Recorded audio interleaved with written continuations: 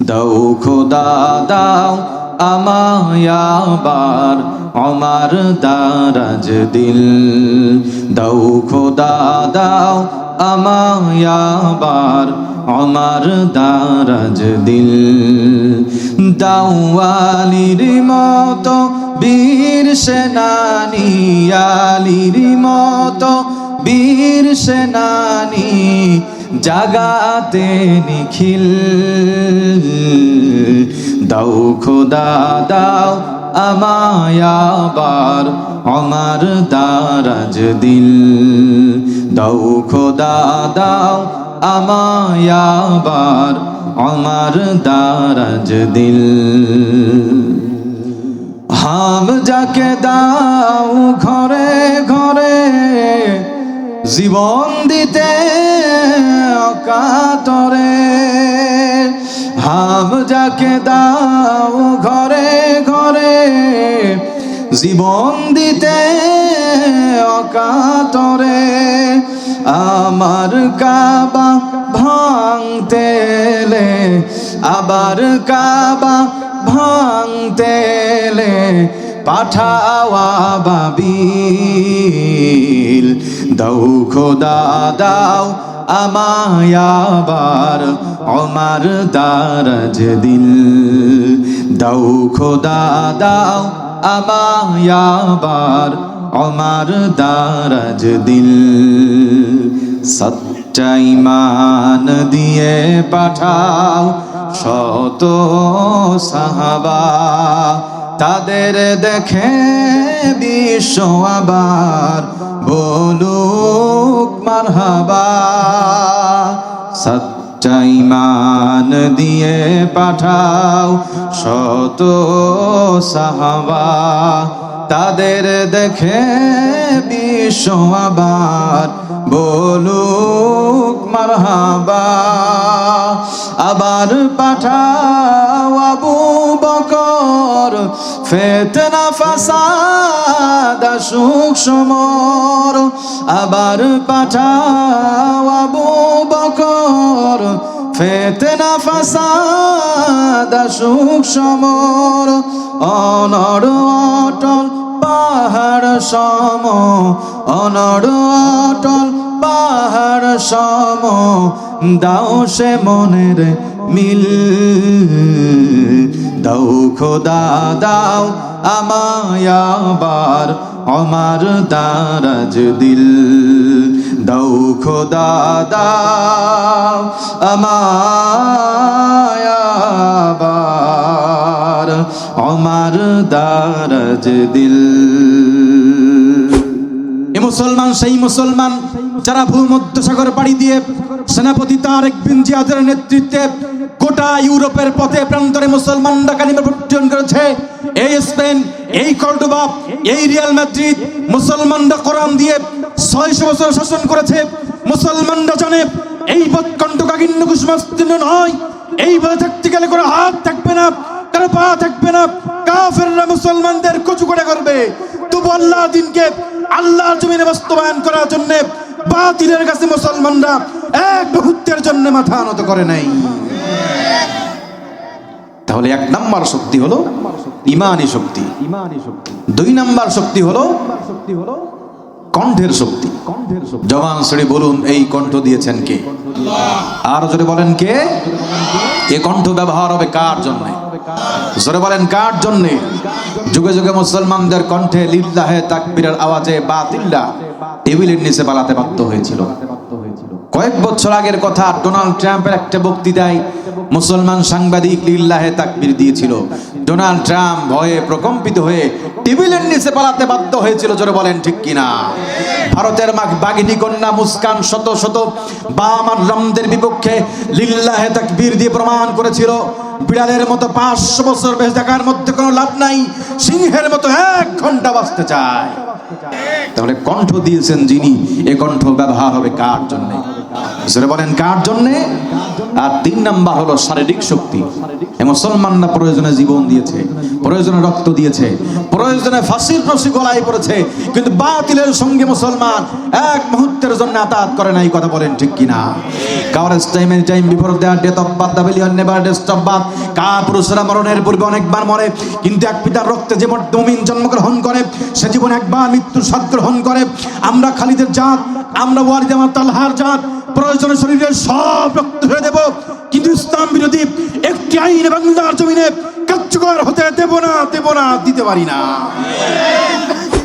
ফাইদা জাআতিস সাখা, যেদিন কান ফাটানো বিকট আওয়াজ যেদিন আসবে, ইয়াউমা ইয়াফিরুল মারউ মিন আখি, মানুষ তার ভাই থেকে পলায়ন করবে, ওয়া উম্মিহি ওয়া আবি, মানুষ তার মাতা পিতা থেকে পলায়ন করবে, ওয়া সাহিবাতিহি ওয়া বানি, মানুষ তার স্ত্রী সন্তান সন্ততি থেকে পলায়ন করবে।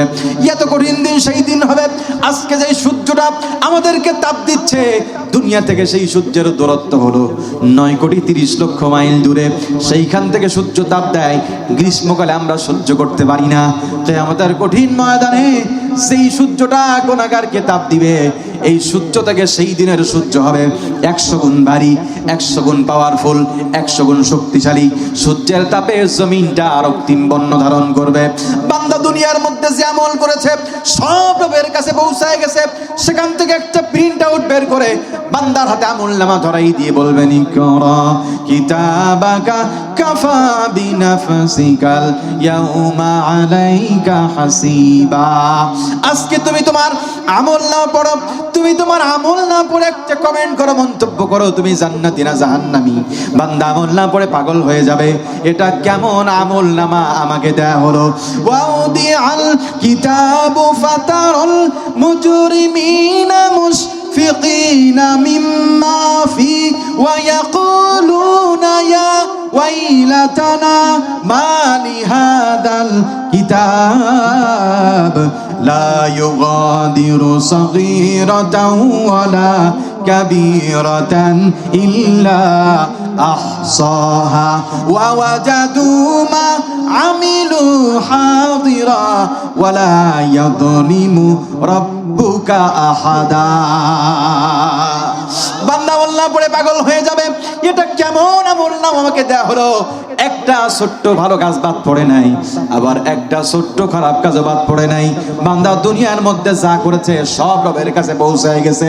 আমার ভাইরা, এত কঠিন দিন সেই দিন হবে। নবীজি বললেন, দুনিয়ায় তোমরা আমাকে ভুলে যাও নাই, আমি রাসূলের ভালোবাসায় আল্লাহর দিনকে আল্লাহর জমিনে প্রতিষ্ঠা করার জন্য তুমি এবং তোমার 4 জন সন্তান জীবনটা বিসর্জন দিয়েছো। আমিও নবী তোমাদের কথা দিচ্ছি, জান্নাতের ময়দানেও আমিও নবী তোমাদেরকে ভুলে যাব না। আল্লাহ তাআলা কোরআনুল কারীমের মধ্যে বলেন, قل إن اجتمعت الإنس والجن على أن يأتوا بمثل هذا القرآن لا يأتون بمثله ولو كان بعضهم لبعض ظهيرا। আল্লাহ তাআলা বলেন, বলো মানুষ এবং জিন জাতি একত্রিত হয়ে একে অপরের সহযোগিতা নিয়ে কোরআনের মতো একটা কিতাব রচনা করতে পারে কিনা। কিন্তু আমি আল্লাহর সাহায্য ছাড়া কোশ্চিন কালে তারা এমন একটা কিতাব রচনা করতে সক্ষম হবে না। এ কথা কার? জোরে বলেন কার? নবী করিম সাল্লাল্লাহু আলাইহি ওয়াসাল্লাম সেই যুগে শান্তি প্রতিষ্ঠা করেছিলেন এই কোরআনের বদৌলতে। কেমন শান্তি প্রতিষ্ঠা করেছিলেন! মানুষ দরজা খুলে ঘুমানোর সুযোগ পেয়েছিল। যারা মানুষের সম্পদ লুণ্ঠন করত, কোরআনের বদৌলতে তারাই মানুষের সম্পদের পাহারাদার হয়ে গিয়েছিল। যারা নারীর সতীত্ব হরণ করত, কোরআনের বদৌলতে তারাই নারীর সতীত্বের পাহারাদার হয়ে গিয়েছিল। 3 আয়াত বিশিষ্ট সূরা কাউসার নাজিল হওয়ার পরে অতি উৎসাহী একজন সাহাবী কাবা ঘরের দরজায় 2টা আয়াত ঝুলাই দিলেন। কয়টা? জোরে বলেন কয়টা? 2টা আয়াত ঝুলাই দিলেন। ইন্না আ'তাইনাকাল কাউসার ফাসাল্লি লিরাব্বিকা ওয়ানহার। তোমরা যারা বলো কোরআন মানুষের তৈরি, তোমাদের কথা অনুযায়ী যদি কোরআন মানুষের তৈরি হয়, তাহলে এই দুইটা লাইনের পর কি হবে? অর্থের দিক থেকে একটু মিলিয়ে বসাও তো দেখি।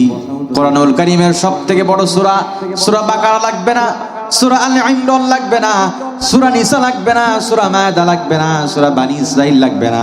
কোরআনুল কারীমের সবথেকে ছোট্ট সূরা, সূরা কাউসারের দুইটা আয়াত চুলাই দিলাম। পরবর্তী লাইনটা কি হবে? অর্থের দিক থেকে একটু মিলাও তো দেখি। কিন্তু তৎকালীন সময়ে এই চ্যালেঞ্জের মোকাবেলা কেউ নিতে সক্ষম হলো না। সর্বশেষ কবি সম্রাট কবি গুরু নবীদের কাছে গেল। তুমি তো কবিদের সম্রাট, তুমি তো কবিদেরও কবি, তুমি কি পারবে নাকি কোরআনের সব থেকে ছোট্ট সূরা, সূরা কাউসারের দুইটা আয়াত চুলাই দিয়েছে, চ্যালেঞ্জ ছড়িয়ে দিয়েছে, তুমি কি পারবে নাকি পরের লাইনটা অর্থের দিক থেকে মিলিয়ে বসাতে? কবি গুরু নবী দিবারাত্র একত্রিত করে ফেললো। কলমের পর কলম শেষ হয়ে যায়, দতের পর দত শেষ হয়ে যায়, কাগজের পর কাগজ শেষ হয়ে যায়, কিন্তু কবি সম্রাট কবি গুরু নবী ওই দুইটা লাইনের পর কি হবে? অর্থের দিক থেকে মিলিয়ে বসাতে সক্ষম হলো না। উচ্চ মানের কবি যদিও অর্থের দিক থেকে মিলাতে পারে নাই, কোন রকম লাইনটা বসাইছেন, না আ'তাইনাকাল কাউসার ফাসাল্লি লিরাব্বিকা ওয়ানহার লাইসা হাদা মিন কালামিল বাশার। আল্লাহু আকবার বলেন। তিনি বললেন লাইসা হাদা মিন কালামিল বাশার, এটা কোনো মানুষের তৈরি বাণী হতে পারে না। সর্বশেষ কবি সম্রাট কবি গুরু নবী কারিমা পড়ে মুসলমান হয়ে গিয়েছিল। আল কোরআনের পথ, এই পথই আসল পথ। কথা বলেন, কথা বলেন। আল কোরআনের পথ, এই পথই আসল পথ। অন্য পথে অন্য মতে নেই যে রহমত, অন্য পথে অন্য মতে নেই যে রহমত। আল কোরআনের পথ, এই পথই আসল পথ। আল কোরআনের পথ, এই পথই আসল পথ। তোমার মদদ পেলে আমি আর না কিছু চাই, তোমার প্রেমের অনল আমি কি দিয়ে নিভাই। তোমার মদদ পেলে আমি আর না কিছু চাই, তোমার প্রেমের অনল আমি কি দিয়ে নিভাই। যার হয়েছ তুমি তার নেই যে পরাভব, নেই যে পরাভব।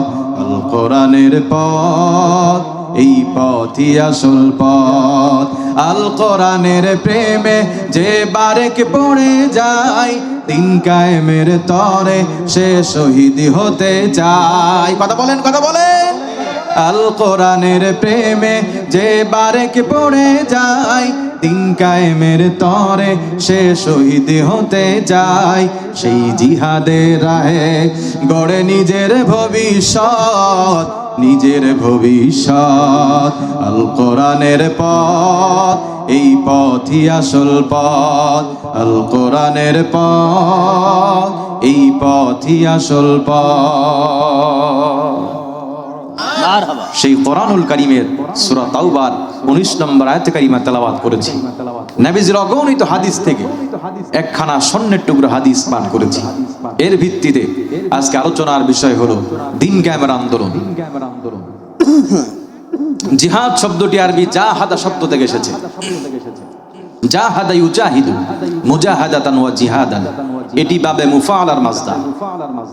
জিহাদ শব্দের অর্থ হলো দুপক্ষের মধ্যে পারস্পরিক প্রচেষ্টা, প্রাণবন্ত করার প্রচেষ্টা। এই জিহাদের প্রতিপক্ষ হতে পারে নিজের নফস, আবার এই জিহাদের প্রতিপক্ষ হতে পারে কাফের শক্তি। এই জিহাদ হতে পারে মানুষকে খুশি করার জন্য, আবার এই জিহাদ হতে পারে আল্লাহকে খুশি করার জন্য। আপনার আমার মধ্যে যদি সব আমল থাকে, অর্থাৎ নামাজ, রোজা, হজ, যাকাত, পিতামাতার হক, প্রতিবেশীর হক, সব আমল যদি আপনার আমার মধ্যে থাকে, আর দিন কায়েমের আন্দোলন জিহাদের আমল যদি আপনার আমার মধ্যে না থাকে, যেই দিন ক্যামের কথা কোরআনে এসেছে 917 বার, জিহাদ শব্দ এসেছে 917 বার, নামাজের কথা এসেছে 82 বার, যাকাতের কথা এসেছে 32 বার, হজ্জের কথা একবার মতান্তরে 5 বার, সেই একই কোরআনে জিহাদ শব্দ এসেছে 917 বার।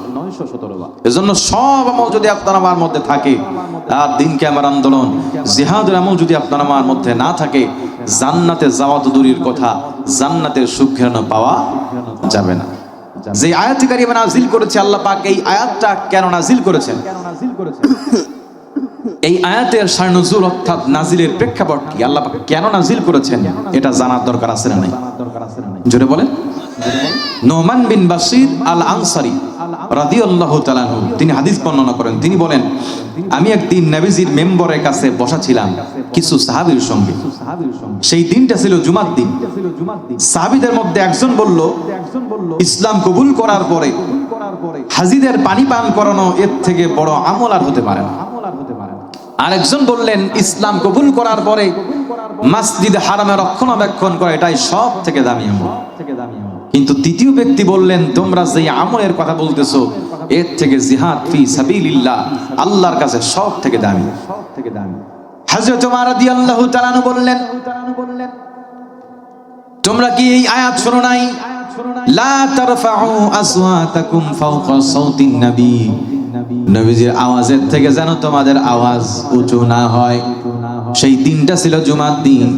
নবী করিম সাল্লাল্লাহু আলাইহি ওয়াসাল্লাম সম্পর্কে হযরত ওমর বললেন, নামাজ শেষ হলে পরে আমি নবী করিম সাল্লাল্লাহু আলাইহি ওয়াসাল্লামকে জিজ্ঞেস করব এই ব্যাপারে। কিছুক্ষণ পরে নামাজ শেষ হয়ে গেল। নামাজ শেষ হওয়ার পরে হযরত ওমর রাদিয়াল্লাহু তাআলা আনহু ডাক দিয়ে বলেন, নবীজি আপনি যখন নামাজ পড়াচ্ছিলেন, খুতবা দিচ্ছিলেন, আলোচনা করতেছিলেন, এমত অবস্থায় আপনার সাহাবীদের মধ্যে একটা বিষয় নিয়ে কথা কাটাকাটি হচ্ছিল। একজন বলল, ইসলাম কবুল করার পরে হাজীদের পানি পান করানো এর থেকে দামি আমল আর হতে পারে না।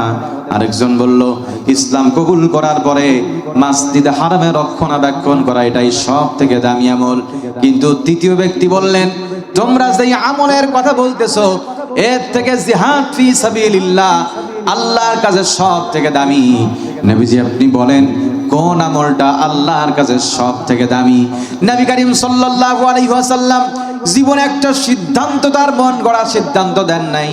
আল্লাহ তাআলা বলেন, ওমা ইয়ানতিকু আনিল হাওয়া ইন হুয়া ইল্লা ওয়াহয়ু ইউহা। নবী জীবনে একটা সিদ্ধান্ত, একটা কথাও বানোয়াট মিথ্যা মন গড়া বলেন নাই। আল্লাহ তাআলা বলেন, নবী যদি জীবনে একটা সিদ্ধান্ত, একটা কথা বানোয়াট মন গড়া বলতেন, আমি নবীর পরিস্থিতি কি করতাম? সূরা হাক্কার মধ্যে বলেন, ওয়ালাউ তাকাওয়ালা আলাইনা বা'দাল আকাওয়িল লা আখাযনা মিনহু বিল ইয়ামিন। আল্লাহ তাআলা বলেন, নবী যদি জীবনে একটা সিদ্ধান্ত তার মন গড়া দিতেন, আমি নবীর ডান হাত চেপে ধরতাম। আমি নবীর ডান হাত চেপে ধরেই ক্ষান্ত হতাম না, আমি নবীর কণ্ঠনালীকে টান দিয়ে ছিঁড়ে ফেলতাম। পৃথিবীর এমন কোন শক্তি ছিল না আমি আল্লাহর হাত থেকে নবীকে বাঁচাতে পারে। আয়াত দ্বারা 100% প্রমাণ হয়ে যায়, নবীজি জীবনে একটা সিদ্ধান্ত, একটা কথাও তার মন গড়া বানোয়াট মিথ্যা কোনো কথা তিনি বলেন নাই। আরশের দিকে তাকিয়ে আছেন, আল্লাহর সিদ্ধান্ত কখন আসবে। আল্লাহ তাআলা ডাক দিয়ে বলেন, জিবরিল আর করোনা দেরি, চলে যাও তাড়াতাড়ি, আমার নবীকে গিয়ে জানায়া দাও, আজআলতুম সিকায়াতাল হাজ্জি ওয়া ইমারাতাল মাসজিদিল হারাম মাসজিদিল হারামি কামান আমানা বিল্লাহি ওয়াল ইয়াউমিল আখির ওয়া জাহাদা ফি সাবিলিল্লাহ লা ইয়াস্তাউনা ইনদাল্লাহ ওয়াল্লাহু লা ইয়াহদিল কওমায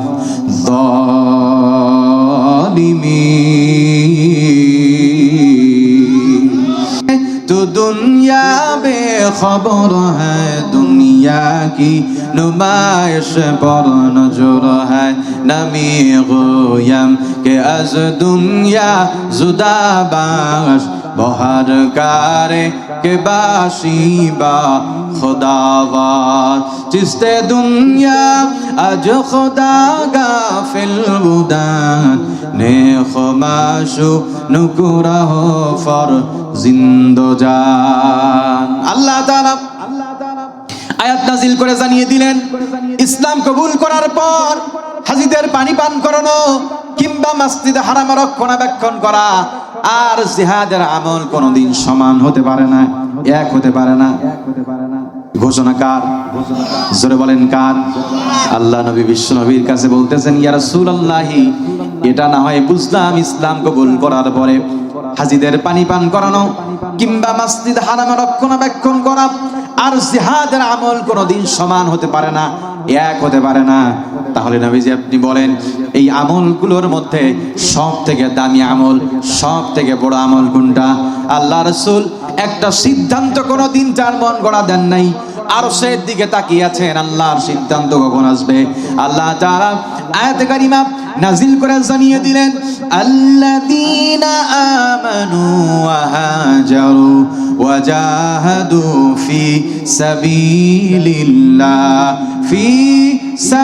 সাবিলিল্লাহি বিআমওয়ালিহিম ওয়া আনফুসিহিম আ'যামু দারাজাতান ইনদাল্লাহ ওয়া উলাইকা হুমুল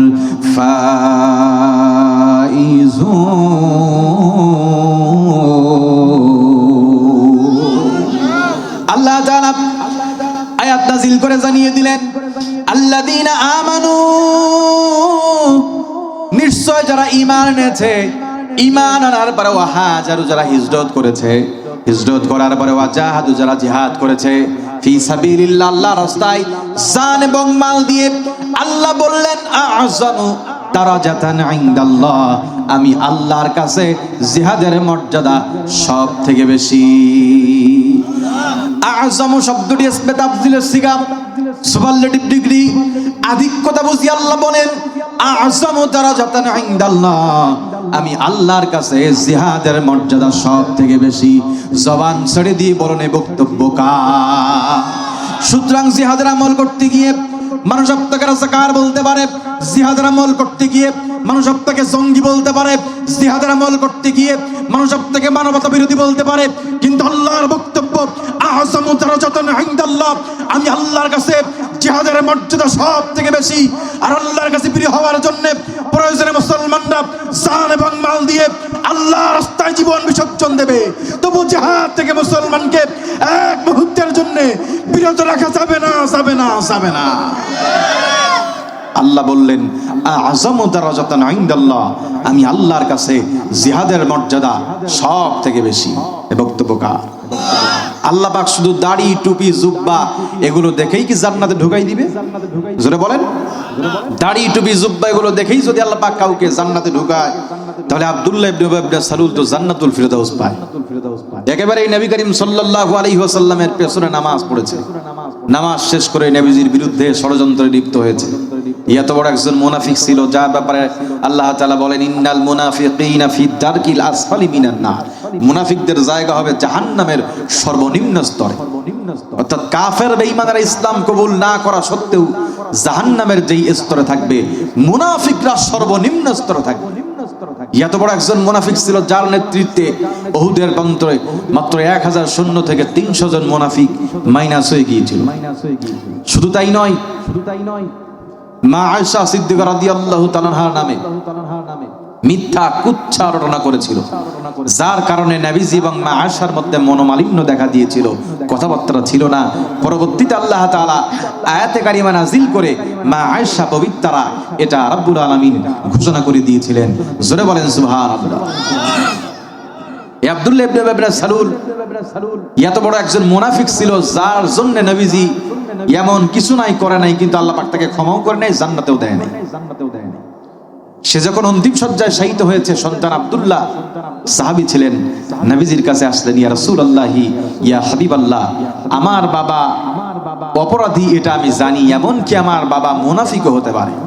ডিরেক্টলি বলছেন না আমার বাবা মুনাফিক, পিতার প্রতি বাবার প্রতি সম্মান দেখিয়ে বলছে আমার বাবা মুনাফিকও হতে পারে, কিন্তু বাবার জন্য কার নাম তোর কাঁদে? আপনি রাসূল যদি আমার কয়েকটা আবদার রাখেন তাহলে আল্লাহ তাআলা হয়তো আমার পিতাকে ক্ষমা করলেও করে দিতে পারে।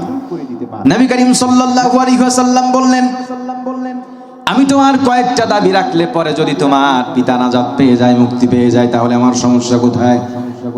এক নাম্বার দাবি নবীজি, আমার পিতা মারা যাবে যখন আপনার শরীরের ঘাম মিশ্রিত জুব্বা আপনি আমার পিতার গায়ে পরাই দিবেন। আমার বিশ্বাস আপনি রাসূলের ঘাম মিশ্রিত জুব্বা যদি আমার পিতার শরীরে স্পর্শ করে, জাহান্নামের আগুন আমার পিতাকে স্পর্শ করতে পারবে না। নবীজি সম্মতি দিয়ে দিলেন। 2 নাম্বার দাবি নবীজি, আমার পিতা মারা যাবে যখন আপনি আমার পিতার জানাজা পড়াবেন, তখন আমার বিশ্বাস স্বয়ং নবী যার জানাজা পড়াবে সে কোনোদিন আল্লাহর জাহান্নামে যেতে পারে না। তখন মুনাফিকদের জানাজা পড়া যাবে না, এই মর্মে সুস্পষ্ট আয়াত নাজিল হয় নাই। নবীজি সম্মতি দিয়ে দিলেন। 3 নাম্বার দাবি, সর্বশেষ দাবি নবীজি, আমার পিতাকে কাফনের জড়ানো হয়ে যাবে, দাফন হয়ে যাবে। আমার পিতার কবরের পাশে দাঁড়িয়ে একটু দুহাত তুলে আপনি আল্লাহর দরবারে আমার পিতার ক্ষমার ব্যাপারে দোয়া করে দিবেন। নবী করিম সাল্লাল্লাহু আলাইহি ওয়াসাল্লাম সম্মতি প্রকাশ করলেন। আব্দুল্লাহ হাস্যজ্জ্বল চেহারা নিয়ে বাসায় চলে গেল। কিছুদিন পরে আব্দুল্লাহ ইবনে উবাই ইবনে সালুল মারা গেল। সন্তান কাঁদতে কাঁদতে এসে বলেন, ইয়া রাসূলুল্লাহি, ইয়া হাবিবাল্লাহ, আমি আপনার কাছে এসেছিলাম 3টা দাবি নিয়ে। আমার পিতা মারা গিয়েছে, আপনি রাসূল সম্মতি দিয়েছিলেন রাখবেন বলে। নবীজি 1 নাম্বার দাবি অনুযায়ী শরীরের ঘাম মিশ্রিত জুব্বা আব্দুল্লাহ ইবনে উবাই ইবনে সালুলের কাফন হিসেবে দিয়ে দিলেন। কাফনে জড়ানো হয়ে গেল। 2 নাম্বার দাবি নবীজি, আপনি বলেছিলেন আপনি আমার পিতার জানাজা পড়াবেন। নবী করিম সাল্লাল্লাহু আলাইহি ওয়াসাল্লাম জানাজার নামাজে দাঁড়ালেন, কারণ তখনও মুনাফিকদের জানাজা পড়া যাবে না, এই মর্মে সুস্পষ্ট আয়াত নাজিল হয় নাই। হযরত ওমর রাদিয়াল্লাহু তাআলা পেছন দিক থেকে জুব্বা মোবারক বিনয়ের সঙ্গে স্পর্শ করলেন, ডাক দিয়ে বলেন, নবীজি আপনি কার জানাজা পড়েন? এটা একজন মুনাফিক। আর আল্লাহ কি আপনাকে মুনাফিকদের জানাজা পড়তে নিষেধ করেন নাই? নবীজি বলেন, যতক্ষণ পর্যন্ত মুনাফিকদের জানাজা পড়া যাবে না, এই মর্মে সুস্পষ্ট আয়াত নাজিল না হবে, ততক্ষণ পর্যন্ত আমি বিরত থাকবো না। আল্লাহ তাআলা ডাক দিয়ে বলেন, জিবরিল আর করিস না দেরি, চলে যা তাড়াতাড়ি, আমার নবীকে গিয়ে জানায় দে আমার নবী যেন আগামীতে কোনো মুনাফিকদের জানাজার নামাজে যেন না দাঁড়ায়, আমার নবী যেন জানাজার নামাজ না পড়ায়। শুধু তাই নয়, ওর জানাজার নামাজ পড়াও যা, জানাজার নামাজ না পড়াও তাই। কোন কোন বর্ণনায় এই আয়াতটা আল্লাহ তাআলা কখন নাজিল করেছিলেন জানাজার নামাজ শেষ হলে পরে প্রশ্ন আসতে পারে, তাহলে কেন নবীজি মুনাফিকদের জানাজা পড়ালেন? ভাইরা আমার, রব্জিরা আমার, নবীজি পূর্বে কথা দিয়েছিলেন যে আমি জানাজা পড়াবো, নবীজির কথার যেন বরখেলাপ না হয়, এজন্য জানাজা শেষ হলে পরে আল্লাহ পাক আয়াত নাজিল করেছিলেন। আমার ভাইরা, জানাজা হয়ে গেল, দাফন হয়ে গেল। নবীজি কবরের পাশে দাঁড়িয়ে দোয়া করছে, আল্লাহ তুমি আব্দুল্লাহ ইবনে উবাই ইবনে সালুলকে মাফ করে দাও। আল্লাহ তাআলা ডাক দিয়ে বলেন, জিবরিল আর করো না দেরি, চলে যাও তাড়াতাড়ি, আমার নবীকে গিয়ে জানায় দাও, ইস্তাগফির লাহুম আও লা তাস্তাগফির লাহুম, তাস্তাগফির লাহুম 70 মাররাতান ফালাই ইয়াগফিরাল্লাহু লাহুম যালিকা বিআন্নাহুম কাফারু বিল্লাহি ওয়া রাসূলিহি ওয়াল্লাহু লা ইয়াহদিল কওমাল ফাসিকিন। আল্লাহ তাআলা আয়াত নাযিল করে জানিয়ে দিলেন, নবীজি একবার নয়, 2 বার নয়, 70 বার বা 70 বারের অধিক যদি আপনি দোয়া করেন, আমি আল্লাহ তার দোয়া কবুল করতে পারবো না। নবীজি আপনার কি মনে পড়ে আপনি বাইতুল মুকাদ্দাসের দিকে ফিরে জোহরের 4 রাকাত বিশিষ্ট নামাজ আপনি আদায় করতেছিলেন, হঠাৎ করে আপনি 2 রাকাত নামাজ যখন পড়া শেষ হয়ে গেল, এমন অবস্থায় আপনি নবীর মনের মণিকুঠায় একটা বিষয় উদিত হয়েছিল, আমার মাতৃভূমি কাবার দিকে যদি কিবলাটা হতো তাহলে কতই না ভালো হতো। 4 রাকাত নামাজ থেকে 2 রাকাত শেষ হওয়ার পরে নবীজির মনের মণিকুঠায় বিষয়টা উদিত হচ্ছে, আমার মাতৃভূমি কাবার দিকে যদি কিবলাটা হতো তাহলে কতই না ভালো হতো। নবীজি যেই মাত্র আপনি নবীর মনের মণিকুঠায় বিষয়টা উদিত হতে দেরি হয়েছে, আমি এক মুহূর্ত কাল বিলম্ব করি নাই, আমি জিবরিলকে ডাক দিয়ে বলেছি, জিবরিল আর করিস না দেরি, চলে যা তাড়াতাড়ি আমার নবীকে গিয়ে জানায় দে, কদ নারা তাকাল্লুবা ওয়াজহিকা ফিস সামাই ফালানুওয়াল্লিয়ান্নাকা কিবলাতান তারদাহা ফাওয়াল্লি ওয়াজহাকা শাতরাল মাসজিদিল হারাম। আমার নবীকে গিয়ে জানিয়ে দেব, বাকি 2 রাকাত নামাজ যেন নবীজি মাতৃভূমি কাবার দিকে ফিরে আদায় করে। নবীজি আপনি নবীর মনের মণিকুঠায় একটা বিষয় উদিত হয়, আপনার জবান দিয়ে বলা লাগে না, আরশে আজিমে সেটা মঞ্জুর হয়ে যায়। কিন্তু নবীজি আজকে আপনি আমাকে রিং দেবেন না, আমি আপনার কল রিসিভ করতে পারবো না, কারণ ব্যক্তিটা অগণিত দিন আপনি নবীর পেছনে নামাজ পড়েছে, নামাজ শেষ করেই আপনি নবীর বিরুদ্ধে ষড়যন্ত্রে লিপ্ত হয়েছে। তার দাড়ির কোনো সমস্যা ছিল না, তার টুপির কোনো সমস্যা ছিল না, তার জুব্বার কোনো সমস্যা ছিল না, লেবাস পোশাক দেখলে মনে হবে জান্নাত থেকে পালিয়ে এসেছে, কিন্তু নামাজ পড়েই আবার নবীজির বিরুদ্ধে ষড়যন্ত্রে লিপ্ত হয়েছিল। কথা বলেন ঠিক কিনা আমার ভাইরা? এজন্য আল্লাহ তাআলা শুধু দাড়ি, টুপি, জুব্বা এগুলো দেখেই জান্নাতে ঢুকাবে না, আল্লাহ তাআলা অবশ্যই পরীক্ষা করবেন। এটা কার কথা? আল্লাহ তাআলা কোরআনুল কারীমের মধ্যে বলেন, আম হাসিবতুম আন তাদখুলুল জান্নাতা ওয়ালাম্মা ইয়া'লামিল্লাহুল্লাযীনা জাহাদু মিনকুম ওয়া ইয়া'লামাস সাবিরিন। আল্লাহ তাআলা বলেন, তোমরা কি মনে করেছো এমনি এমনি তোমরা জান্নাতে চলে যাবে আর তোমাদেরকে পরীক্ষা করা হবে না? আল্লাহ বলেন, তোমাদের অবশ্যই পরীক্ষা করা হবে। আমি তোমাদের মধ্যে 2টা জিনিস দেখব। 1 নাম্বার হলো বিপদ আপদ মুসিবতে কে উত্তম ধৈর্য ধারণ করেছে। আপনারাই বলুন, বিপদ আপদ মুসিবত থেকে উত্তরণ করতে পারেন যিনি, তিনি কে? বিপদে মুসিবতে সহায়তা করো তুমি, দুঃখ বেদনায় শান্ত নাও তুমি। বিপদে মুসিবতে সহায়তা করো তুমি, দুঃখ বেদনায় শান্ত নাও তুমি। হারানোর ব্যথা যদি ঘিরে ধরে আমাকে, আল্লাহ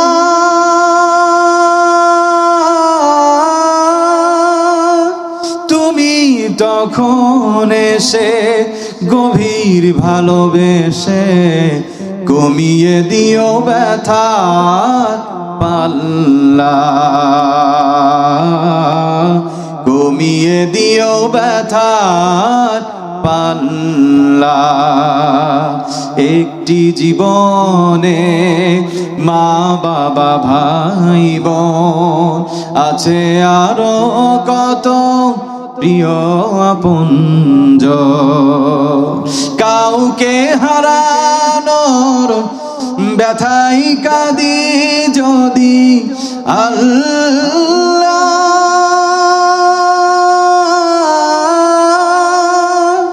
রহম ধারা ঢেলে তোমার নাম জপি, জাল্লা শানুহু জাল্লা,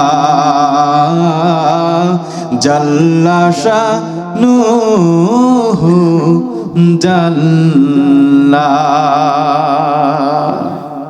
তাহলে বিপদ আপদ মুসিবত থেকে যিনি মুক্ত করতে পারেন তিনি কে? জোরে বলেন, তিনি কে? আল্লাহ তাআলা এর মধ্যে বলেন, 1 নাম্বার বিপদ আপদ মুসিবতে কে উত্তম ধৈর্য ধারণ করেছে, আর 2 নাম্বার কে জিহাদের আমল করেছে। আল্লাহ তাআলা এই দুইটা জিনিস দেখে তারপরে জান্নাতে ঢুকাবে।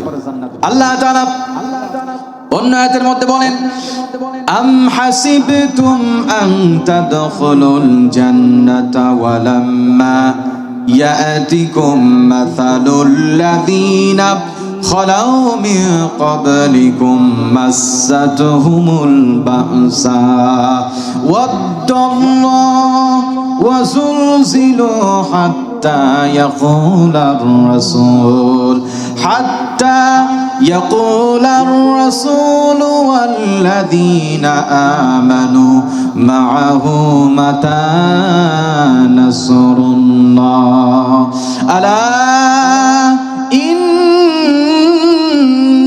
نصر الله قريب। মুসলমানরা মদিনায় হিজরত করার পরে যখন কাফেরদের দ্বারা বিভিন্ন ভাবে জুলুম আর নির্যাতনের শিকার হচ্ছিল, এক পর্যায়ে তারা সংঘবদ্ধভাবে নবীজির কাছে আসলেন, ইয়া রাসূলুল্লাহ, ইয়া হাবিবাল্লাহ, আল্লাহর দ্বীনকে আল্লাহর জমিনে বাস্তবায়ন করার জন্য, ইসলাম কবুল করার কারণে বাতিল্লা কাফেররা এমন কোন নির্যাতন নাই আমাদের পরে করে নাই, করতেছে না। নবীজি আপনি একটু আল্লাহর কাছে দোয়া করে দেন যাতে করে আল্লাহ পাক তাদের হাত থেকে আমাদেরকে নিষ্কৃতি দেয়। নবী করিম সাল্লাল্লাহু আলাইহি ওয়াসাল্লাম এর কাছে এই কথা বলার সঙ্গে সঙ্গে আল্লাহ তাআলা আয়াতে কারিমা নাযিল করে জানিয়ে দিলেন, তোমরা কি মনে করেছো তোমরা এমনি এমনি আল্লাহর জান্নাতে চলে যাবে আর তোমাদের পরীক্ষা করা হবে না? তোমাদের পূর্বপুরুষের উপরে পরীক্ষা এসেছিল, এমন কোন জুলুম নাই, এমন কোন নির্যাতন নাই তাদের উপরে আসে নাই। এত জুলুম করা হয়েছে, এত নির্যাতন করা হয়েছে, এক পর্যায়ে তারা এবং নবীজি বলতে বাধ্য হয়েছিলেন, আল্লাহর সাহায্য কখন আসবে? কার সাহায্য? আল্লাহর সাহায্য কখন আসবে? আল্লাহ তাআলা জানিয়ে দিয়েছিলেন, আলা তোমরা জেনে রাখো, ইন্না নাসরাল্লাহি করিব, আমি আল্লাহর সাহায্য অতি নিকটে। কার সাহায্য? জোরে বলেন, কার সাহায্য? ভাইরা আমার, বাপজিরা আমার, ইসলাম কবুল করার কারণে, আল্লাহর দ্বীনকে আল্লাহর জমিনে বাস্তবায়ন করার কারণে এমন কোন নির্যাতন নাই, এমন কোন জুলুম নাই সাহাবীদের উপরে করা হয় নাই। সমস্ত নবী রাসূলদের উপরে নির্যাতন করা হয়েছে ইসলাম কবুল করার কারণে, আল্লাহর দ্বীনকে আল্লাহর জমিনে প্রতিষ্ঠা করার কারণে সকলকে রক্ত দিতে হয়েছে। কথা বলুন ঠিক কিনা? আল্লাহ নবী বিশ্ব নবীর একজন সাহাবী ছিলেন, নাম হলো হযরত খাব্বাব রাদিয়াল্লাহু তাআলা আনহু। ইসলাম কবুল করার কারণে, আল্লাহর দ্বীনকে আল্লাহর জমিনে বাস্তবায়ন করার কারণে এমন কোন জুলুম নাই, এমন কোন নির্যাতন নাই খাব্বার উপরে করা হয় নাই। হযরত খাব্বাব রাদিয়াল্লাহু তাআলা আনহু ইসলাম কবুল করার পরে হযরত ওমর রাদিয়াল্লাহু তাআলা আনহু ইসলাম কবুল করলেন। ইসলাম কবুল করার পরে তার বড় ইচ্ছা হলো হযরত খাব্বাবের উপরে যেই নির্যাতন হয়েছিল তার নিজ মুখ থেকে তিনি শুনবেন। হযরত খাব্বাবকে প্রশ্ন করলেন, হে ভাই খাব্বাব, আপনি বলেন ইসলাম কবুল করার কারণে, আল্লাহর দ্বীনকে আল্লাহর জমিনে বাস্তবায়ন করার কারণে বাতিলরা আপনার উপরে কেমন জুলুম করেছে, আপনাকে কেমন কষ্ট দিয়েছে? হযরত খাব্বাব রাদিয়াল্লাহু তাআলা আনহু কি বলবেন তিনি ভেবেই ঠিক করতে পারে না। নির্যাতনের কোন কাহিনী দিয়ে শুরু করবেন আর কোনটা দিয়ে তিনি শেষ করবেন তিনি যেন ভেবেই ঠিক করতে পারেন না। কিংকর্তব্য বিমূঢ় হযরত খাব্বাব রাদিয়াল্লাহু তাআলা আনহু হযরত ওমর রাদিয়াল্লাহু তাআলা আনহুর সামনে মক্কার সেই 13 বছরের রক্তক্ষয়ী জীবনের কথা তুলে ধরলেন। যেই নির্যাতন আমাদের 13 বছর তো দূরের কথা, আমাদের মতো মুসলমানদের 13 মিনিট সহ্য করার কোনো ক্ষমতা নাই। হযরত খাব্বাব রাদিয়াল্লাহু তাআলা আনহু কিছুক্ষণ নীরবতা পালন করার পরে এক পর্যায়ে জামা উঁচু করে হযরত ওমরকে দেখাই দিলেন। হযরত ওমর রাদিয়াল্লাহু তাআলা আনহু দেখার সঙ্গে সঙ্গে তিনি আটকে উঠলেন, ডাক দিয়ে বলেন, ভাই খাব্বাব, এই নাকি আপনার কোমরের অবস্থা?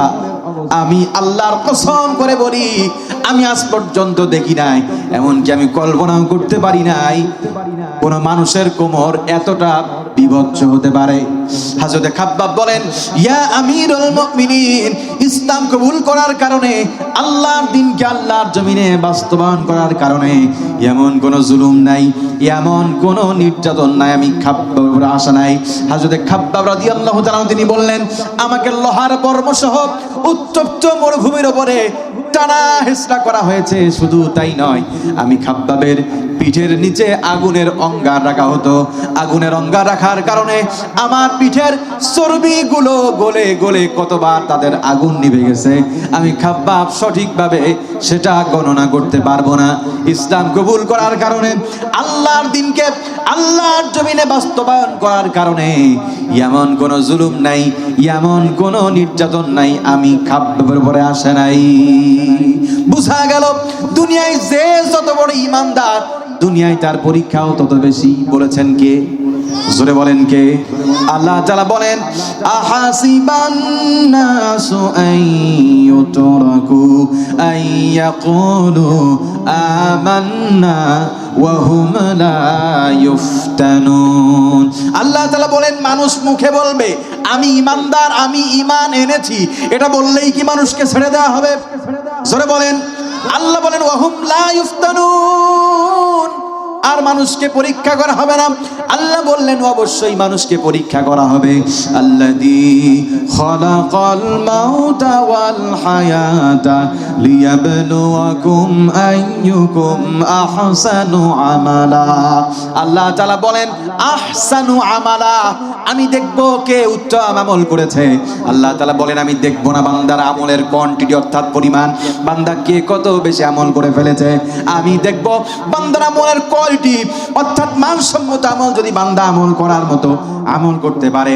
নবীজি বলেন আখলিস দীনাকা ইয়াকফিকাল আমালুল কলিল, বান্দা যদি আমল করার মতো আমল করতে পারে অল্প আমল নাজাতে যাওয়ার জন্য যথেষ্ট হয়ে যাবে। আমার ভাইরা,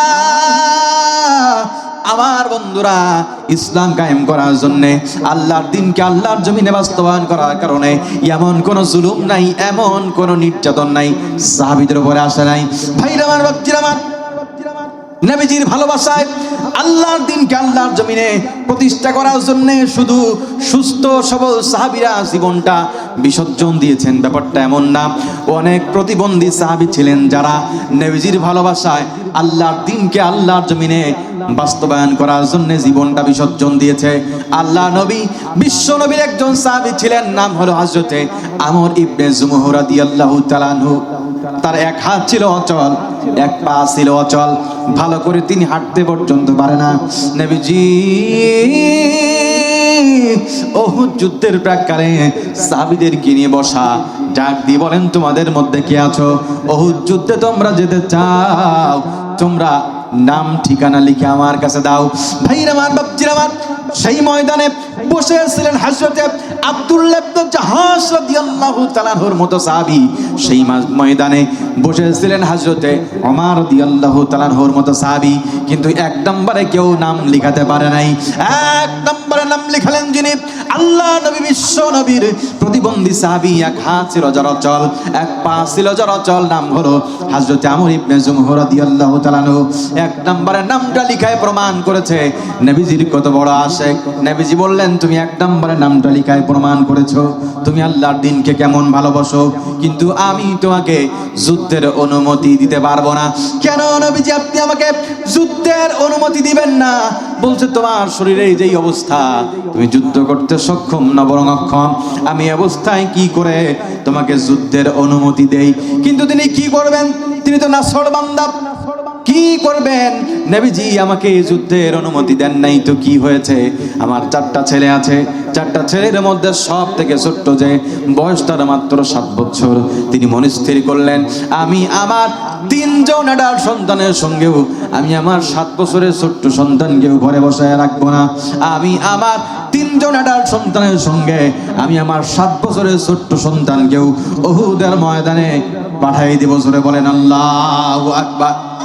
ভাইরা আমার, বাপজিরা আমার, নবীজির সামনে 4 জন সন্তানকে হাজির করা হলো। নবীজি পা থেকে মাথা পর্যন্ত আপাদ মস্তক তাকালেন, 3 জনকে যুদ্ধের অনুমতি দিয়া দিলেন। 4 নম্বর সন্তানের দিকে তাকালেন যখন, নবীজি হতভম্ব হয়ে গেলেন, আশ্চর্যান্বিত হয়ে গেলেন। ডাক দিয়ে বলেন রে আমার ইবনে জুমহ, আমি বুঝলাম তোমার এই 3 জন সন্তান যুদ্ধ করতে সক্ষম, কিন্তু আমি তোমার কাছে জানতে চাই তুমি বলো তোমার এই 7 বছরের ছোট্ট সন্তানটা উহুদের প্রান্তরে কি কাজে লাগবে? যেখানে গাররা গাররা সাহাবী থাকবে, শক্তিশালী কাফেরদের বিরুদ্ধে মোকাবেলা হবে, তোমার এই 7 বছরের ছোট্ট সন্তানটা উহুদের প্রান্তরে কি কাজে লাগবে? বলে ইয়া রাসূলুল্লাহ, ইয়া হাবিবাল্লাহ, আমি জানি আমার এই ছোট্ট 7 বছরের সন্তানটা উহুদের প্রান্তরে কোনো কাজে লাগবে না, কিন্তু একটা কথা আমি আপনাকে দিতে পারি। আপনি রাসূলকে লক্ষ্য করে যখন বারবার কাফের বেঈমানরা তীর আর তরবারি নিক্ষেপ করবে, আমার ছোট্ট সন্তানটা কিছু করতে পারুক আর না পারুক, আপনি নবীর সামনে গিয়ে তার বুকটা পেতে দিতে পারবে। নারায়ে তাকবীর। আমার ভাইরা, তিনি বলেন যতক্ষণ পর্যন্ত আমার কলিজা টুকরা সন্তানের দেহে এক ফোঁটা রক্ত বিন্দু থাকবে, ততক্ষণ পর্যন্ত আমার সন্তান আপনি নবীর সামনে থেকে সরে যাবে না। নবীজির চোখ দিয়ে দরদর করে পানি নামতেছে। যুদ্ধের অনুমতি দিয়ে দিলেন। ঘোরতর যুদ্ধ শুরু হয়ে গেল। যুদ্ধ করতে করতে 4 জন সন্তানকে শহীদ করে দিয়েছে। 4 জন সন্তানকে শহীদ করে দিয়েছে এই খবর পিতা আমর ইবনে জুমহুর কানে চলে গিয়েছে। এক মুহূর্ত কাল বিলম্ব করলেন না, হাতের কাছে যাই পেলেন তাই নিয়ে কাফেরদের বিরুদ্ধে লড়াই করার জন্য সামনে অগ্রসর হলেন। আল্লাহ নবী, বিশ্ব নবী দূর থেকে দেখতেছেন আমর ইবনে জুমহুকে কাফেররা ঘিরে ধরেছে। নবী করিম সাল্লাল্লাহু আলাইহি ওয়াসাল্লাম তাদের কাছে গেলেন। কাছে যাওয়ার পর নবীজি বললেন, আমর ইবনে জুমহু, আমার প্রতিবন্ধী সাহাবীকে তোমরা ছেড়ে দাও, বিনিময়ে আমি তোমাদের একটা যুক্তিসঙ্গত দাবি রাখার চেষ্টা করব। সেই দিন কাফের বেঈমানেরা এতটুকু সহানুভূতি আল্লাহ নবী বিশ্ব নবীর প্রতিবন্ধী সাহাবীর প্রতি দেখায় নাই, নির্মমভাবে শহীদ করে দিল নবীজির প্রতিবন্ধী সাহাবীকে। নবীজি এবার কাছে গিয়ে দেখেন আমর ইবনে জুমহুর লাশটা সেখানেই পড়ে আছে, 4টা সন্তানের নিথর দেহ সেখানে পড়ে আছে। নবীজির চোখ দিয়ে দরদর করে পানি নামতেছে। নবীজি বললেন, আমর ইবনে জুমহু, দুনিয়ায় তোমরা আমাকে ভুলে যাও নাই, দুনিয়ায় তোমরা আমার জন্য, আমার ভালোবাসা আল্লাহর দ্বীনকে আল্লাহর জমিনে বাস্তবায়ন করার জন্য জীবনটা পর্যন্ত বিসর্জন দিয়েছো। তুমি তোমার 7 বছরের ছোট্ট সন্তানকেও ঘরে বসে থাকতে দাও নাই। যেই 7 বছরে আমরা আমাদের সন্তানকে ইসলামের প্রাথমিক বিধিবিধান পর্যন্ত শিক্ষা দিতে পারি না। কত বড় আদর্শবান পিতা তুমি, কত বড় আদর্শবান পিতা হলে পরে 7 বছরের ছোট্ট সন্তানকেও জিহাদের ময়দানে পাঠিয়ে দিতে পারো। আমর ইবনে জুমহু, এক কথাই তোমরা আমাকে ভুলে যাও নাই। আমিও নবী তোমাদের কথা দিচ্ছি, কিয়ামতের কঠিন ময়দানে যেদিন পিতা তার সন্তানকে চিনবে না, মা তার কলিজার টুকরা সন্তানকে চিনবে না, যে যার আমল নামা নিয়ে ব্যস্ত থাকবে, আল্লাহ বলেন এত কঠিন দিন সেই দিন হবে। ফাইদা জাআতিস সাখা, যেদিন কান ফাটানো বিকট আওয়াজ যেদিন আসবে, ইয়াউমা ইয়াফিরুল মারউ মিন আখি, মানুষ তার ভাই থেকে পলায়ন করবে, ওয়া উম্মিহি ওয়া আবি, মানুষ তার মাতা পিতা থেকে পলায়ন করবে, ওয়া সাহিবাতিহি ওয়া বানি, মানুষ তার স্ত্রী সন্তান সন্ততি থেকে পলায়ন করবে। এত কঠিন দিন সেই দিন হবে। আজকে যে সূর্যটা আমাদেরকে তাপ দিচ্ছে, দুনিয়া থেকে সেই সূর্যের দূরত্ব হলো 9,30,00,000 মাইল দূরে। সেইখান থেকে সূর্য তাপ দেয়, গ্রীষ্মকালে আমরা সহ্য করতে পারি না। তাই আমাদের কঠিন ময়দানে সেই সূর্যটা গুনাহগারকে তাপ দিবে, এই সূর্য থেকে সেই দিনের সূর্য হবে 100 গুণ ভারী, 100 গুণ পাওয়ারফুল, 100 গুণ শক্তিশালী। সূর্যের তাপে জমিনটা রক্তিম বর্ণ ধারণ করবে। বান্দা দুনিয়ার মধ্যে যে আমল করেছে সব রবের কাছে পৌঁছায় গেছে। সেখান থেকে একটা প্রিন্ট আউট বের করে বান্দার হাতে আমলনামা ধরাই দিয়ে বলবেন, ইকরা কিতাবাকা কাফা বিনাফসিকাল ইয়াউমা আলাইকা হাসিবা। আজকে তুমি তোমার আমলনামা পড়ো, তুমি তোমার আমলনামা পড়ে একটা কমেন্ট করো, মন্তব্য করো, তুমি জান্নাতি না জাহান্নামী। বান্দা আমলনামা পড়ে পাগল হয়ে যাবে, এটা কেমন আমলনামা আমাকে দেয়া হলো। ওয়াউদি আল কিতাবু ফাতারুল মুজরিমিনা মুশফিকিনা মিম্মা ফি ওয়া ইয়াকুলুনা ইয়া ওয়াইলাতানা মা লিহাদাল কিতাব লা ইউগাদিরু সাগীরাতাও ওয়ালা কাবীরাতান ইল্লা আহসাহা ওয়া ওয়াজাদু মা আমিলু হাদিরা ওয়ালা ইয়াযলিমু রাব্বুকা আহাদা। বান্দা কালিমা পড়ে পাগল হয়ে যাবে। এটা কেমন আমল নাম আমাকে দেয়া হলো? একটা ছোট্ট ভালো কাজ বাদ পড়ে নাই, আবার একটা ছোট্ট খারাপ কাজও বাদ পড়ে নাই। বান্দা দুনিয়ার মধ্যে যা করেছে সব রবের কাছে পৌঁছায় গেছে। আমার ভাইরা, এত কঠিন দিন সেই দিন হবে। নবীজি বললেন, দুনিয়ায় তোমরা আমাকে ভুলে যাও নাই, আমি রাসূলের ভালোবাসায় আল্লাহর দিনকে আল্লাহর জমিনে প্রতিষ্ঠা করার জন্য তুমি এবং তোমার 4 জন সন্তান জীবনটা বিসর্জন দিয়েছো। আমিও নবী তোমাদের কথা দিচ্ছি, জান্নাতের ময়দানেও আমিও নবী তোমাদেরকে ভুলে যাব না। ভাইরা আমার, রব্জির আমার, সাহাবায়ে কেরাম আল্লাহর দিনকে আল্লাহর খাতিরের কাছে তারা এক মুহূর্তের জন্য মাথা নত করে নাই। সকলেই দুরূদ শরীফ পড়েন, আল্লাহুম্মা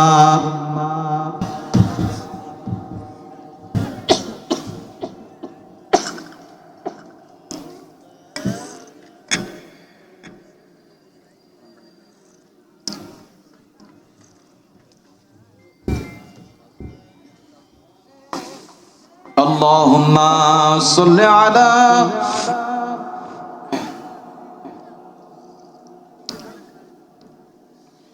وعلى آل سيدنا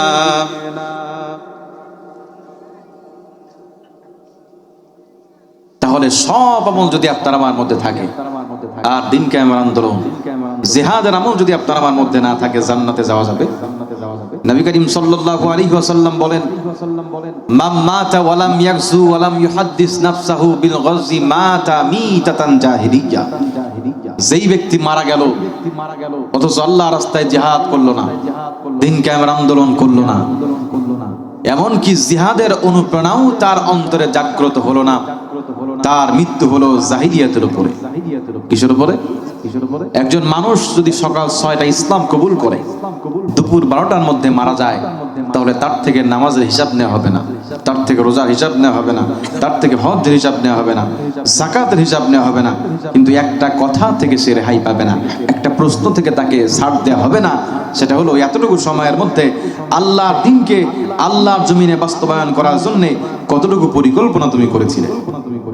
আল্লাহ নবী, বিশ্ব নবী একজন সাহাবী ছিলেন, নাম হলো হযরত ওমর বিন সামেত রাদিয়াল্লাহু তাআলা। পূর্বে মুসলিম হলেও মুসলমানদের প্রতি তার ভালোবাসার বিন্দুমাত্র কমতি ছিল না। যেই মাত্র শুনেছে উহুদ যুদ্ধ শুরু হয়ে গেছে, এক মুহূর্ত কাল বিলম্ব করে নাই, নিজে নিজে ইসলাম কবুল করে যুদ্ধে ঝাঁপিয়ে পড়েছে। জোরে বলেন সুবহানাল্লাহ। ভাইরা আমার, বাপজিরা আমার, কিছুক্ষণ পরে হযরত ওমর বিন সামেত আহত হলেন। সাহাবায়ে কেরাম তাকে ধরেছে, তুমি তো মুসলিম, তাহলে আমাদের পক্ষে যুদ্ধ করলে কেন? বলছে, আমি যেই মাত্র শুনেছি রাসূলের উপর আক্রমণ এসেছে, আল্লাহর দ্বীনকে আল্লাহর জমিনে প্রতিষ্ঠা করার ক্ষেত্রে রাসূলকে আঘাত করা হচ্ছে, আমি এক মুহূর্ত কাল বিলম্ব করি নাই, আমি কারো কাছে গিয়ে ইসলাম কবুল করার সুযোগ পাই নাই, আমি নিজে নিজে ইসলাম কবুল করে যুদ্ধে ঝাঁপিয়ে পড়েছি। যুদ্ধ করতে করতে কিছুক্ষণ পরে হযরত ওমর বিন সামেত শহীদ হয়ে গেলেন। নবী করিম সাল্লাল্লাহু আলাইহি ওয়াসাল্লামের কাছে জিজ্ঞেস করা হলো, ইয়া রাসূলুল্লাহ, ইয়া হাবিবাল্লাহ, ওমর বিন সামেত তো এক ওয়াক্ত নামাজ পড়ে নাই, ওমর বিন সামেত একটা রোজাও রাখে নাই, হজ করে নাই, যাকাত দেয় নাই, সেই সুযোগ পায় নাই, ওমর বিন সামেত আল্লাহর জান্নাতে নাকি জাহান্নামে যাবে? নবী করিম সাল্লাল্লাহু আলাইহি ওয়াসাল্লাম বলেন, ওমর বিন সামেত এক ওয়াক্ত নামাজ পড়ে নাই, রোজা রাখে নাই, হজ করে নাই, যাকাত দেয় নাই, কিন্তু ওমর বিন সামেত আল্লাহর দ্বীনকে আল্লাহর জমিনে বাস্তবায়ন করার জন্য যেই প্রচেষ্টা করেছে, ওমর বিন সামেত মারা যাওয়ার সঙ্গে সঙ্গে জান্নাতি হয়ে গিয়েছে। ভাইরা আমার, রব্জির আমার, নবী করিম সাল্লাল্লাহু আলাইহি ওয়াসাল্লাম হাদিসের মধ্যে বলেন, হাদিসটি বুখারী শরীফের 123 নম্বরে হাদিস বর্ণনা করেন হযরত মুসা রাদিয়াল্লাহু তাআলা আনহু। তিনি বলেন, যা রাজুলুন ইলান নবী সাল্লাল্লাহু আলাইহি ওয়াসাল্লাম, একদিন এক ব্যক্তি নবীজির কাছে এসে আরজ করলো, ইয়া রাসূলুল্লাহি, ইয়া হাবিবাল্লাহ, মাল কিতালু ফি সাবিলিল্লাহ, আল্লাহর রাস্তায় জিহাদ কাকে বলে? আল্লাহর রাস্তায় জিহাদ কাকে বলে? ভাইরা আমার, রব্জির আমার, নবী করিম সাল্লাল্লাহু আলাইহি ওয়াসাল্লাম কিছু বললেন না, মাথা নিচু করে আছেন।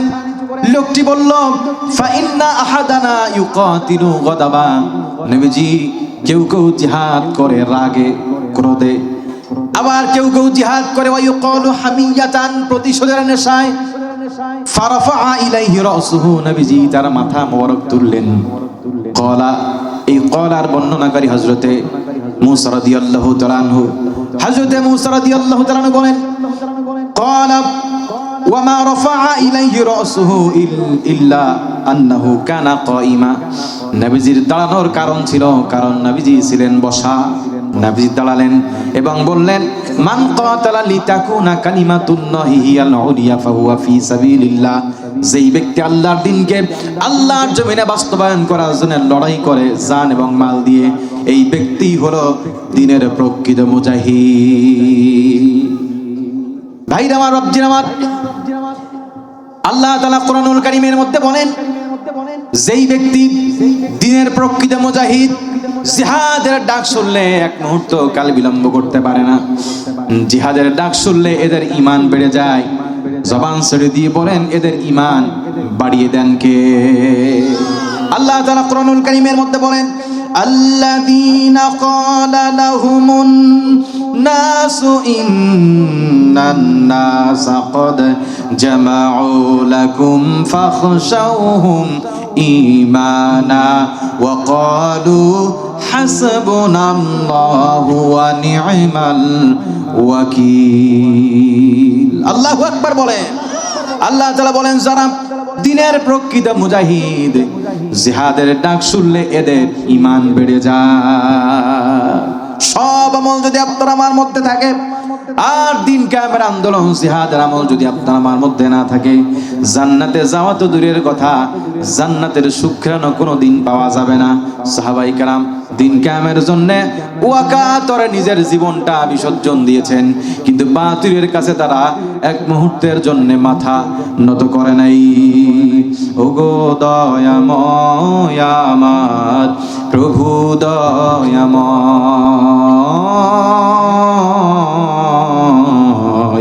ওগো দয়াময় আমার প্রভু দয়াময়। ঈমানের দাবি যদি কোরবানি হয়, সে দাবি পূরণে আমি তৈরি থাকি যেন। ওগো দয়াময় আমার প্রভু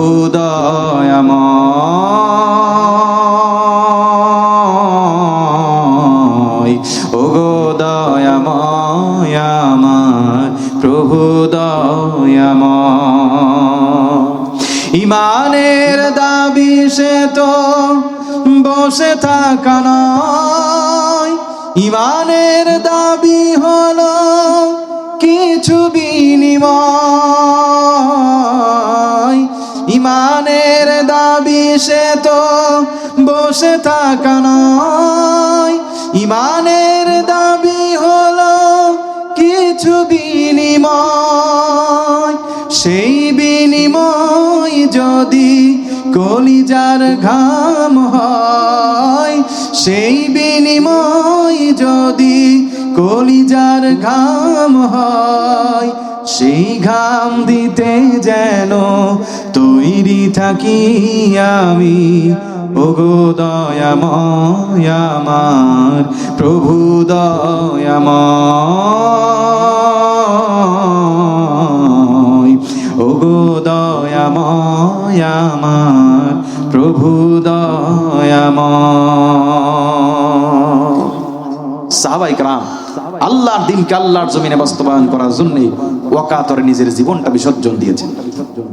নবী করিম সাল্লাল্লাহু আলাইহি ওয়াসাল্লাম উহুদ যুদ্ধের প্রাক্কালে সাহাবীদেরকে নিয়ে বসা, তিনি ঘোষণা করলেন, আমি এখন আমার তরবারি দিতে চাই। যে ব্যক্তি আমার তরবারির হক আদায় করবে তার হাতে আমি আমার তরবারি উঠাই দিব। হযরত আবু দুজানা হাত উঁচু করলেন, ইয়া রাসূলুল্লাহি ইয়া হাবিবাল্লাহ, আমি আপনার তরবারির হক আদায় করতে চাই, কিন্তু আগে শুনতে চাই আপনার তরবারির হক কি। নবীজি বললেন, রে আবু দুজানা, আমার তরবারির হক হলো এই তরবারি দিয়ে কোনো মুসলমানকে আঘাত করা যাবে না, আর কোনো বাতিলের ভয়ে ময়দান ছেড়ে পালানো যাবে না। হয়তো তুমি শহীদ হয়ে যাবে, না হয় তুমি বিজয় অর্জন করবে, তবুও যুদ্ধের ময়দান থেকে পালাতে পারবে না। আপনারাই বলেন, মুসলমানরা কি বাতিলের ভয়ে কোনোদিন ময়দান ছেড়ে পালিয়েছে নাকি? জোরে বলেন।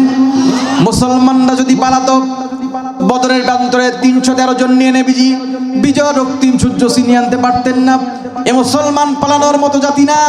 যদি পালাতো, বদরের যুদ্ধে বিজয় হতো না, মুতার প্রান্তরে বিজয় হতো না, খাইবার প্রান্তরে বিজয় হতো না, খন্দক প্রান্তরে বিজয় হতো না।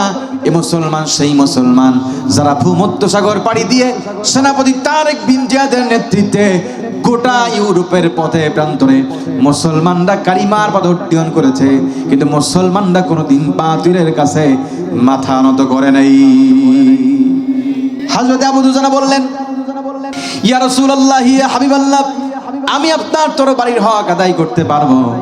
নবীজি আশ্বস্ত হয়ে হযরত আবু দুজানার হাতে তরবারিটা উঠাই দিলেন। আল্লাহু আকবার বলেন। এদিকে হযরতে জুবাইর ইবনুল আওয়াম রাদিয়াল্লাহু তাআলা বললেন, নবীজি হযরত ওমরকে তরবারি না হয় নাই দিলেন, কিন্তু আমাকে তো দিতে পারতেন, কারণ আমি নবীজির আপন ফুফু সাফিয়া বিনতে আব্দুল মুত্তালিবের পুত্র। নবীজি আমাকে তরবারি না দিয়ে হালকা পাতলা একজন সাহাবী আবু দুজানার হাতে কেন নবীজি তরবারি উঠাই দিলেন? আমাকে কেন নবীজি দিলেন না? আমার সুঠাম দেহের অধিকারী আমি, 7 ফিট লম্বা আমি, যেমন আমার শক্তি তেমন আমার শরীর, আমাকে না দিয়ে কেন নবীজি হালকা পাতলা সাহাবী আবু দুজানার হাতে তার তরবারি উঠাই দিলেন? আমি দেখতে চাই কেমন করে আবু দুজানা নবীজির তরবারির হক সে আদায় করতে পারে। হযরত আবু দুজানা রাসূলের তরবারি হাতে নিয়ে কবিতার কয়েকটা পংক্তি তার জবান থেকে বের করেছিলেন। তার অর্থ এমন ছিল, আজকে আমার হাতে নবীজির তরবারি, আজকে দুনিয়াবাসী দেখবে আমি কেমন করে নবীজির তরবারির হক আমি আদায় করতে পারি। মুহূর্তের মধ্যে সংঘর্ষ শুরু হয়ে গেল উহুদের প্রান্তরে। হযরত আবু দুজানা অনেক কাফিরকে কচু কাটা করে দিয়ে জাহান্নামে পাঠিয়ে দিলেন। তিনি যখন শেষ প্রান্তে চলে আসলেন, তিনি দেখলেন আবু সুফিয়ানের স্ত্রী হিন্দার নেতৃত্বে মহিলারা মুসলমানদের বিরুদ্ধে কাফেরদের মনোবল বৃদ্ধি করার জন্য কবিতা পাঠ করতেছে। হযরত আবু দুজানা হিন্দার মাথা বরাবর তরবারি রাখলেন, আবার মুহূর্তের মধ্যে নামায় নিলেন। আমার ভাইরা, আমার বন্ধুরা, এই দৃশ্য দেখে হযরত জুবাইর ইবনুল আওয়াম রাদিয়াল্লাহু তাআলা আনহু বলেন, আপনি এত বড় সুযোগ পেয়ে হাতছাড়া করলেন কেন? বলছে, আপনি কি জানেন না এটা কার তরবারি? বলছে, হ্যাঁ জানি তো, এটা নবীজির তরবারি। বলছে, আমি এজন্য চাই নাই নবীজির তরবারি কোনো মহিলা রক্ত দ্বারা কলুষিত করতে। আমার ভাইরা, সেখান থেকে তিনি যখন চলে আসবেন, একজন বীর পালোয়ান কুস্তিগীর সামনে পড়ে গেল হযরতে জুবাইর ইবনুল আওয়াম রাদিয়াল্লাহু তাআলা আনহু। এবার বলতেছে, আবু দুজানা জায়গা মতো পড়ে গিয়েছে, আমি দেখতে চাই কেমন করে নবীজির তরবারির হক আদায় করতে পারে। দুইজনের মধ্যে সংঘর্ষ শুরু হবে। হযরত আবু দুজানা বললেন, তুমি আগে আঘাত করো। মুসলমানরা কোনোদিন কাউকে আগে আঘাত করতে পারে না, আঘাত করলে পরে প্রতিহত করে। প্রথম আঘাত করলো কাফের। হযরত আবু দুজানা ঢাল দিয়ে প্রতিহত করলেন, ঢালটা মুহূর্তের মধ্যে চূর্ণ বিচ্ছিন্ন হয়ে গেল। এবার দ্বিতীয়বার হযরত আবু দুজানা এমন সজোরে তার তরবারি চালালেন, তার তরবারির আঘাতে ওই কাফেরের পেট থেকে দ্বিখণ্ডিত হয়ে 2 ভাগ হয়ে জমিনে পড়ে গেল। নারায়ে তাকবীর। হযরত জুবাইর ইবনুল আওয়াম রাদিয়াল্লাহু তাআলা এই দৃশ্য দেখে বললেন, আমি এখন বুঝতে পেরেছি নবীজি আমার হাতে তরবারি না দিয়ে কেন হালকা পাতলা সাহাবী আবু দুজানার হাতে তরবারি উঠাই দিয়েছিলেন। ভাইরা আমার, রব্জির আমার, কোন বর্ণনায় হযরত আবু দুজানাকে জুয়াস সাইফাইন বলা হয়, অর্থাৎ 2 তরবারির অধিকারী। উহুদের প্রান্তরে হযরত আবু দুজানা 2টা তরবারি নিয়ে যুদ্ধ করেছিলেন। এক হাতে নিজের তরবারি আর এক হাতে নবীজির তরবারি, 2টা তরবারি নিয়ে সেই দিন হযরত আবু দুজানা লড়াই করেছিলেন। আল্লাহর দ্বীনকে আল্লাহর জমিনে বাস্তবায়ন করার জন্য সাহাবায়ে কেরাম অকাতরে নিজের জীবনটা হাসতে হাসতে দিয়ে দিয়েছেন। কথা বলেন, জোরে বলেন। মুতার প্রান্তরে লড়াই হবে, জিহাদের ময়দানে নবী করিম সাল্লাল্লাহু আলাইহি ওয়াসাল্লাম সাহাবীদেরকে প্রস্তুত করতেছেন, লড়াই হবে মুতার প্রান্তরে। কোথায়? জোরে বলেন, কোথায়? মুসলমানদের সৈন্য সংখ্যা মাত্র 3000। কয় হাজার? রোমান সৈন্য পক্ষান্তরে 1 লক্ষ। তদানীন্তন সময়ের সুপার পাওয়ার। নবী করিম সাল্লাল্লাহু আলাইহি ওয়াসাল্লাম এই যুদ্ধে সরাসরি অংশগ্রহণ করেন নাই। তিনি বললেন এই যুদ্ধে 1 নম্বর সেনাপতির দায়িত্ব পালন করবে আমার পালক পুত্র যায়েদ। কোথায় তুমি? তিনি দাঁড়িয়ে গেলেন। 2 নম্বর দায়িত্ব পালন করবে আমার চাচাতো ভাই জাফর বিন আবি তালেব। কোথায় তুমি? তিনিও দাঁড়িয়ে গেলেন। 3 নম্বর দায়িত্ব পালন করবে আমার বিখ্যাত সাহাবী আব্দুল্লাহ বিন রাহা। কোথায় তুমি? তিনিও দাঁড়িয়ে গেলেন। হুজুর বললেন তোমরা যে যার বাড়ি থেকে বিবি বাল বাচ্চার কাছ থেকে সালাম করে আসো। জিহাদের ময়দানে সেনাপতি কয়জন লাগে? হুজুরে বলেন। হুজুর বললেন কয়জনের কথা? তার মানে হলো কারো বুঝতে কোনো কষ্ট রইল না। রাসূলুল্লাহ যে 3 জনের নাম ঘোষণা করেছেন এই 3 জনের ভিতর থেকে একজনও ফিরে আসবে না। বুঝা হয়ে গিয়েছে। হযরত যায়েদ বলেন ইয়া রাসূলুল্লাহ ইয়া হাবিবাল্লাহ, আমার আব্বাজান আপনি অর্ডার করেছেন, আমার মা আয়েশা ঘরে বসে শুনেছেন, আমার তো কোথাও যাওয়ার দরকার নাই, কারো কাছে বলারও কোনো প্রয়োজন নাই। হযরত জাফর চলে গেলেন বাড়িতে। ডাক দিয়ে বলেন বিবিরে, রাসূলুল্লাহ আমাকে জিহাদের ময়দানে সেনাপতির দায়িত্ব দিয়েছেন, আমি তোমাকে বলতে এসেছি, সালাম করতে এলাম। দীর্ঘদিন একসঙ্গে ছিলাম, কোনো হক আমি তোমার আদায় করতে পারি নাই। কিছু যদি ভুল ত্রুটি করে থাকি আল্লাহর হস্তে তুমি আমাকে মাফ করে দিও।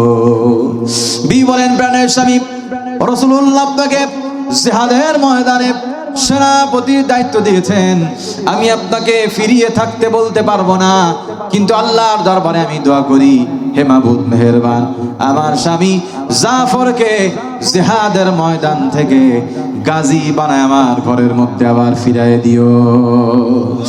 হযরত জাফর তরবারির উল্টা পিঠ দিয়া স্ত্রীর হাতের উপরে মৃদু আঘাত করলেন আর বললেন বিবিরে, উল্টা দোয়া করো না, তোমার উল্টা দোয়া আমার আল্লাহর দরবারে কবুল হবে না। যেহেতু নবীজি আমার নাম 2 নম্বরে ঘোষণা করেছেন, আমার আগেও একজন আছে, পরেও একজন আছে। ও বিবি, নির্ঘাত ওই মুতার প্রান্তরে আমি শহীদ হয়ে যাব।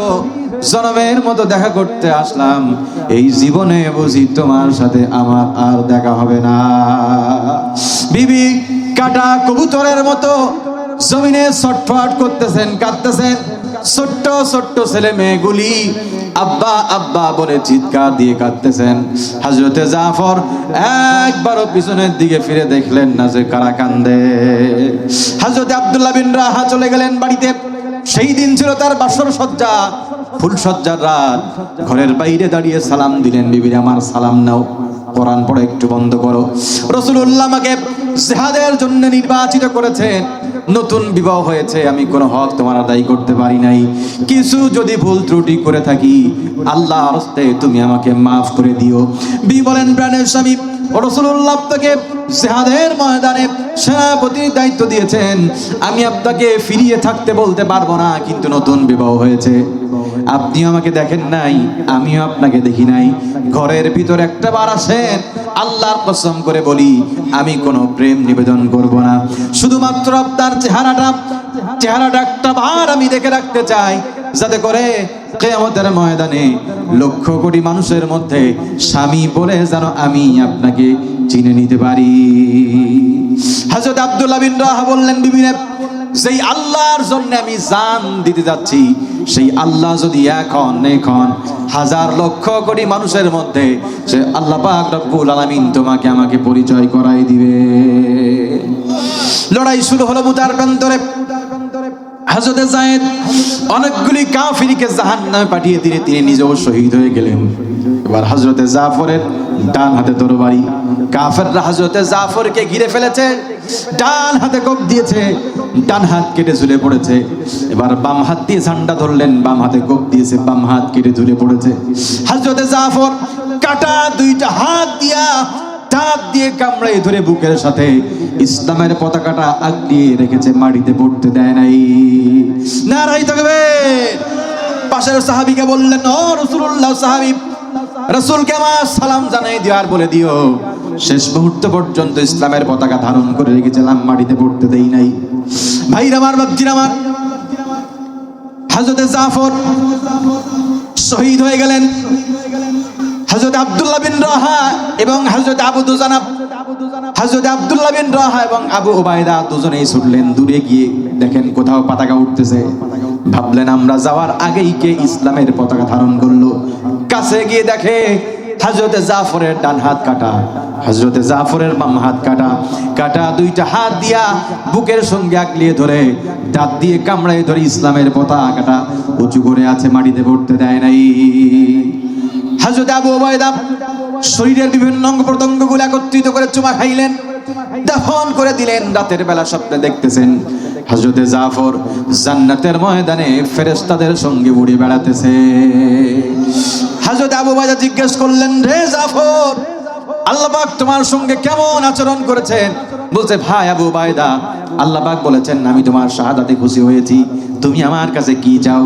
আমি বললাম, আল্লাহ কিচ্ছু চাই না, শুধুমাত্র দুনিয়াতে একটা বার আমার যাওয়ার সুযোগ দাও।